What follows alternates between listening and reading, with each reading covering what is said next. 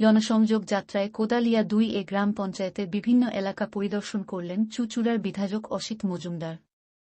সাধারণ মানুষের বিভিন্ন অসুবিধার কথা শুনলেন তিনি। জানান বিভিন্ন জায়গায় বিভিন্ন এলাকায় বহু মানুষের সমস্যা হচ্ছে। নিকাশি ব্যবস্থা নিয়ে তিনি আশ্বাস দিলেন যত দ্রুত সম্ভব এই নিকাশি ব্যবস্থা সমাধান করবেন তিনি।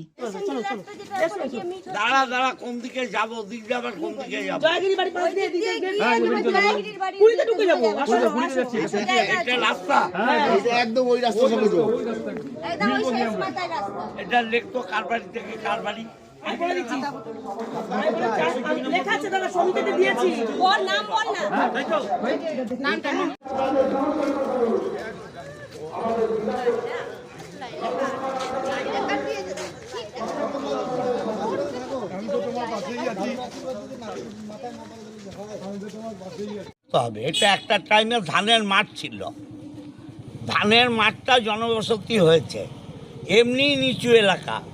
কোথাও কোথাও মানুষ কমপ্লেন করলেন যে ড্রেনেজগুলো স্ল্যাব নিচু হয়ে গেছে, এই স্ল্যাবগুলো তুললে জল বেরোবে এবং হাইড্রেনটা আটকে আছে। আমি হাইড্রেনটাও ক্লিয়ার করাবো এবং যেখানে যেখানে স্ল্যাবগুলো নিচু হয়ে আছে এই স্ল্যাবগুলো তুলে দিয়ে দেখি, যদি এটা মিটে যায় ভালো, না মিটলে অন্য চিন্তা করতে হবে। আপনি 3 বার হয়েছে 1947, তাহলে স্বাধীনতা কত বছর হলো? 78-79 বছর স্বাধীনতা। কখনো কংগ্রেস ছিল, কখনো যুক্তফ্রন্ট ছিল, আর 34 বছর বামফ্রন্ট ছিল। আমি তো 13 বছর।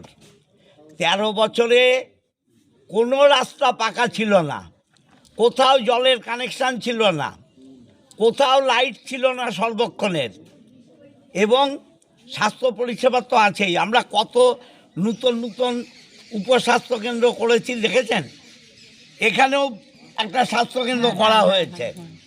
হ্যাঁ, এবং গ্রামের মানুষ, পঞ্চায়েতের মানুষ টাইম কলে জল পাবে, এটা তো ঘুমিয়ে ঘুমিয়ে কেউ স্বপ্ন দেখতো না। আমরা সেটা করেছি এবং এই যে রাস্তার উপর দাঁড়িয়ে আছেন, এই পাকা রাস্তাগুলো আমাদের করা।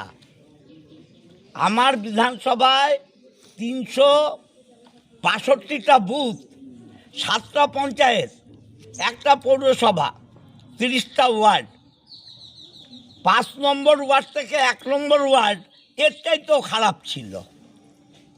সেটা পৌরসভা এটা মনে হতো না, পঞ্চায়েতের চাইতেও খারাপ ছিল।